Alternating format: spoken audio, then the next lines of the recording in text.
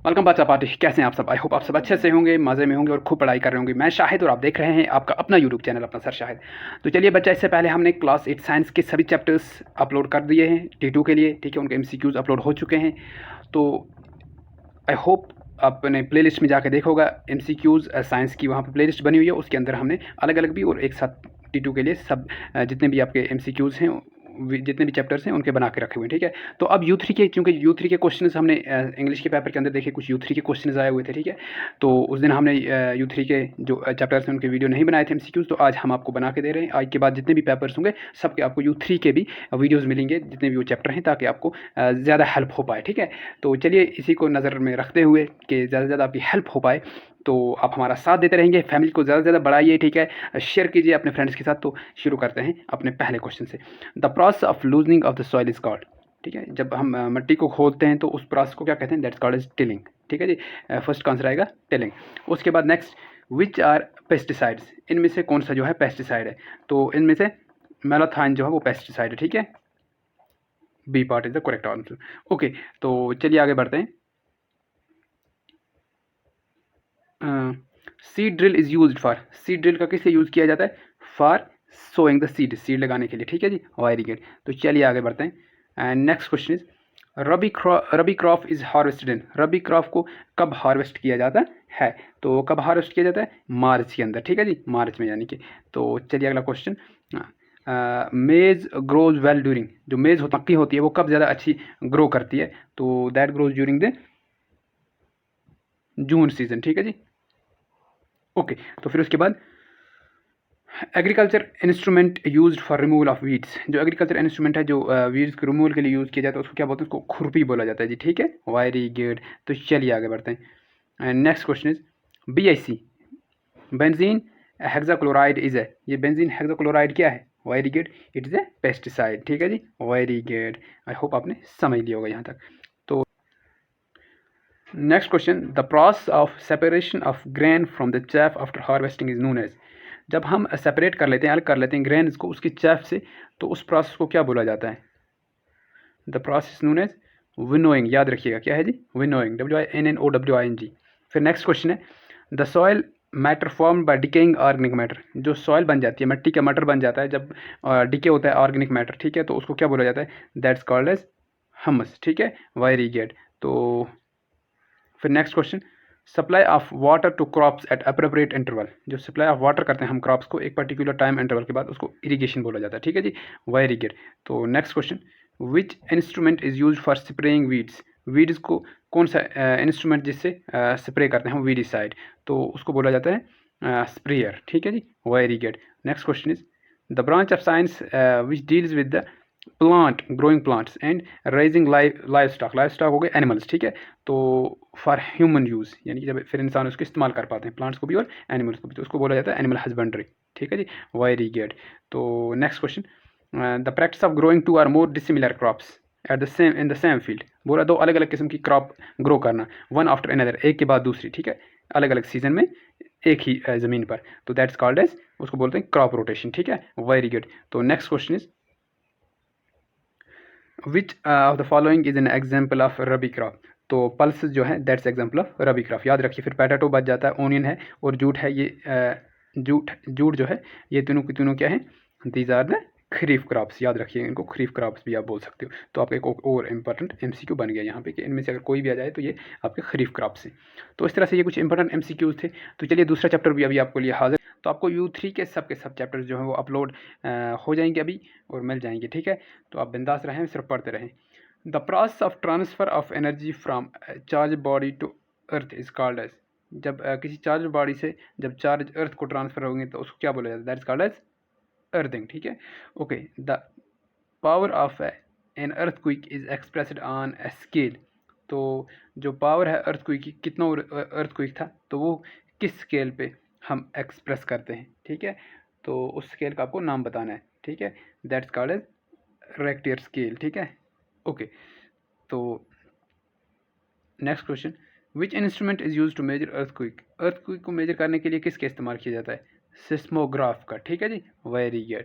तो next question, which of the following is not a natural phenomena, इनमें से कौन सा नेचुरल फिनोमिना नहीं है? तो earthing is not a natural phenomena. How many types of charge are gained by rubbing objects, कितने types के चार्ज ऑब्टेन होंगे, हासिल होंगे जब आप दो ऑब्जेक्ट्स को रब करोगे? तो two types of charge, that is positive and negative, ठीक है जी। और पॉजिटिव चार्ज एक सेम चार्ज यानी कि पॉजिटिव पॉजिटिव रिपेल करते हैं और नेगेटिव नेगेटिव भी रिपेल करते हैं और पॉजिटिव नेगेटिव अट्रैक्ट करते हैं, याद रखिए ये क्वेश्चन भी हो सकता है। Which of the wire is the lightning rod attach to protect the building from lightning, तो कहाँ पे लाइट रॉड को लगाना चाहिए लाइटनिंग से प्रोटेक्ट करने के लिए? तो on the top of the building, ठीक है, very good. Tsunami means, tsunami की मीनिंग क्या है? ठीक है जी, तो अर्थक्वेक अंडर द सी, ठीक है, very good. Next question, the wave produced on the earth surface is called, जो वेव अर्थ सरफेस पे प्रोड्यूस करी जाती है होती है उसको क्या बोला जाता है? तो क्या बोला जाता है? Very good, that's called as, जो पहला ही ऑप्शन इसका था that's called as seismic wave, ठीक है, या सिस्मिक वेव, ठीक है, वेरी गुड। तो नेक्स्ट क्वेश्चन पे देखते हैं, एम्बर इज ए, एम्बर क्या होता है? इट इज ए रीजन, ठीक है, वेरी गुड।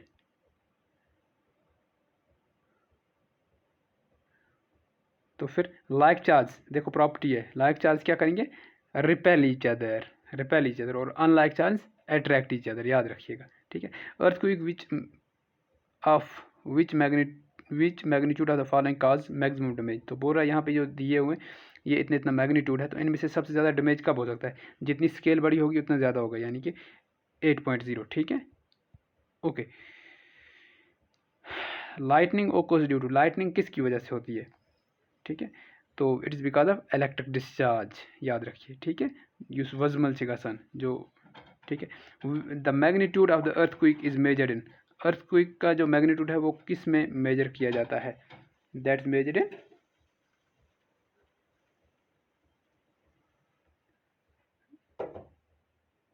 रिक्टर स्केल, ठीक है, ओके। तो लाइटनिंग ऑलवेज फॉलोज, लाइटनिंग किसको फॉलो करती है? थंडर को, ठीक है, वेरी गुड। थंडर के बाद, लाइटिंग होने के बाद ही थंडर होता है, हमेशा होता है कि नहीं होता है? तो इसके साथ ये कुछ इंपॉर्टेंट क्वेश्चन थे हमने आपके साथ डिस्कस करे हैं, तो होप आपके लिए हेल्पफुल होंगे। विच of the following gas is used in combustion, combustion में से इनमें से कौन सा गैस इस्तेमाल होता है कंबशन यानी कि जलाने के लिए, जो जलने में हमें मदद करता है किसी भी चीज़ को? तो दैट इज़ ऑक्सीजन, ठीक है। The burning of LPG is an example of, जो एलपीजी है उसको बर्न करते हैं वो किसकी एग्जांपल है? That is example of rapid combustion, यानी कि जल्दी ऑन स्पॉट, ठीक है।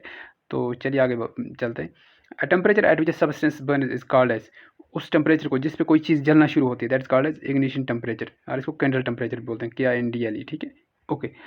तो next question, which of the following is not a fossil fuel, इनमें से कौन सा फॉसिल फ्यूल नहीं है? तो वाटर गैस जो फॉसिल फ्यूल नहीं है, याद रखिए, कोल, पेट्रोलियम और नेचुरल गैस आपके फॉसिल फ्यूल्स हैं।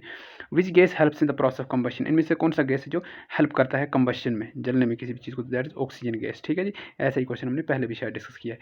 तो which ozone represents the partial combustion, sorry which zone represents the partial combustion, इनमें से कौन सा हिस्सा है जो रिप्रेजेंट करता है पार्शियल हो गया आधा combustion of the candle flame? जब आप कैंडल जलाते हो तो उसमें से शमा जलाते हो तो उसमें ऊपर आप देखे होगे जो उसकी रोशनी होती है उसके 3 हिस्से अलग अलग होते हैं, तो उनमें से मिडल जोन जो होता है वो हमें बताता है कि जो कंबशन है वो पार्शियल है, ठीक है, okay.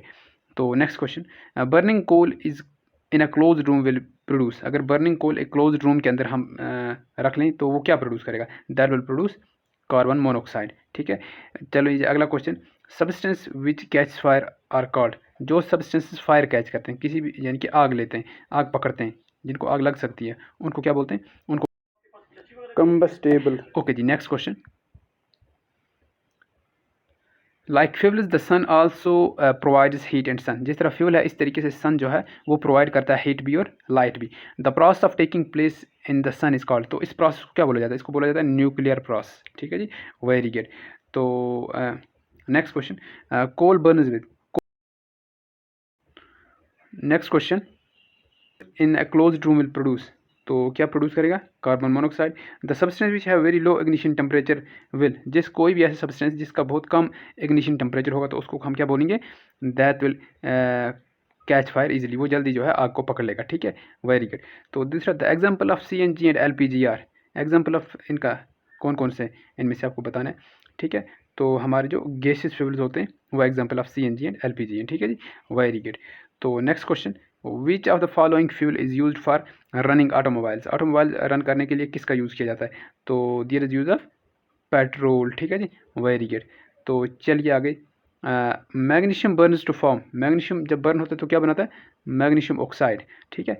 The substance that undergoes combustion is said to be combustible. The sun light and heat produced by, किस रिएक्शन से होता है, that is by nuclear reaction, ऐसे पूछा जा सकता है, ठीक है। Which chemical is used in the rubbing surface provided for matchstick, तो कोई किस केमिकल का यूज़ किया जाता है जब उसको हम रब करते हैं तो मैस्टिक के अंदर वो कौन सा केमिकल होता है, दैट्स रेड फास्फोरस, ठीक है जी, रेड फास्फोरस। तो आई होप आपको अच्छे से समझाया होगा, ये पूरे जो भी हमने MCQs डिस्कस करे आपके लिए हेल्पफुल होंगे।